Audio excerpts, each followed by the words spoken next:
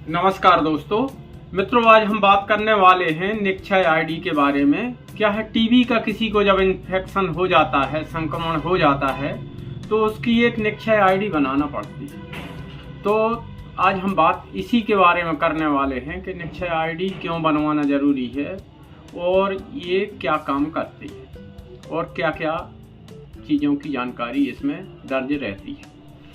तो यदि किसी मरीज को टीबी का इन्फेक्शन हो जाता है, सबसे पहले वो अस्पताल जाता है, उसकी जांच होती है। अगर कहीं उसको टीबी निकल जाती है तो वो टीबी वाले एसटीएस या फार्मासिस्ट के पास जाते हैं, तो वो उनका मोबाइल नंबर दर्ज करते हैं, उनकी सारी नाम, पता, जाति, उम्र इत्यादि जो भी ज़रूरी जानकारी है वो लेते हैं। और एक जब पहली बार उसको बीमारी होती है तो सॉफ्टवेयर में, निक्षय सॉफ्टवेयर में एक आईडी बनाई जाती है, जनरेट की जाती है। उसमें उस मरीज की सारी जांचें भरी जाती हैं, उसका वजन, उसकी HIV, रैंडम ब्लड शुगर इत्यादि जो भी जरूरी जांचें रहती हैं, CV0 की जो भी जांचें होती हैं वो सारी जांचें, स्पुटम की जो भी जांचें होती हैं वो सारी जांचें उसमें भरी जाती हैं। इसके बाद में उसको ऑन ट्रीटमेंट रख लिया जाता है। तो सबसे पहले मरीज को महीने की दवा उपलब्ध कराई जाती है डॉक्टर प्रोवाइडर के द्वारा। तो जैसे ही 56 दिन की दवाई ख़त्म होती है, उसके 2-4 दिन पहले उसकी एक जांच कराई जाती है, वो भी उसमें फिर दर्ज की जाती है। जब जांच नेगेटिव आती है तो उसको 6 महीने, मतलब टोटल 6 महीने, 4 महीने की दवा और इशू कर दी जाती है।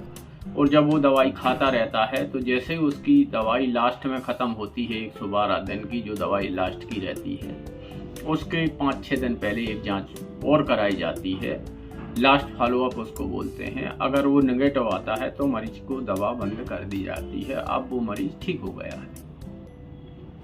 पर मरीज को सलाह दी जाती है कि आप हर 6 महीने के अंतराल से 24 महीने तक 6-6 महीने के अंतराल से अपना फॉलोअप कराते रहें। कहीं आप यदि पुनः संक्रमित हो गए बीच में, तो आपको जो निक्षय आईडी आपकी पहली बार बन गई है, उसी निक्षय आईडी से एपिसोड आईडी क्रिएट की जाती है और ऑन ट्रीटमेंट मरीज को फिर रख लिया जाता है। तो मेरे कहने का तात्पर्य ये है कि निक्षय आईडी एक मरीज की जीवन में सिर्फ एक ही बनाई जाती है और उससे अगर वो बार बार संक्रमित हो रहा है तो एपिसोड आईडी ही बनाई जाती है।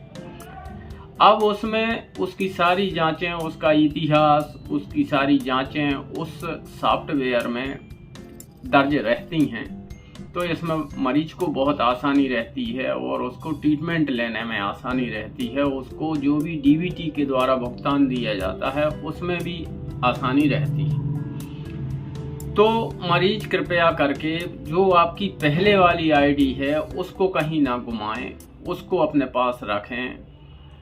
बार बार अगर आप संक्रमित हो रहे हैं, बार बार आप जांच करा रहे हैं, तो आप अपनी जांच के लिए उस आईडी को ज़रूर रखें।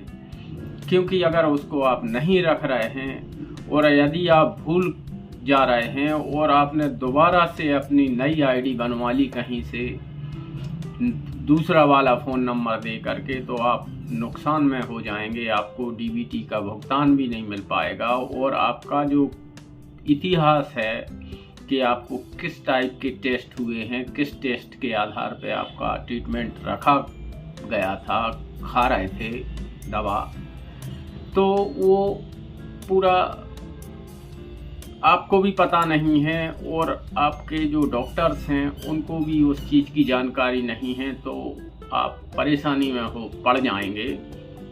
इसलिए कृपा करके अपनी पुरानी वाली आईडी को संभाल करके रखिएगा। आपके कोई परिचित अगर दवा खा रहे हैं, अगर कोई मरीज दवा खा रहा है और वो इस वीडियो को देख रहे हैं, तो कृपा करके मेरे आज के इस वीडियो का यही मकसद है कि निक्षय आईडी जो मरीज की, टीबी मरीज की बनाई जाती है, वो जीवन में सिर्फ एक ही होती है।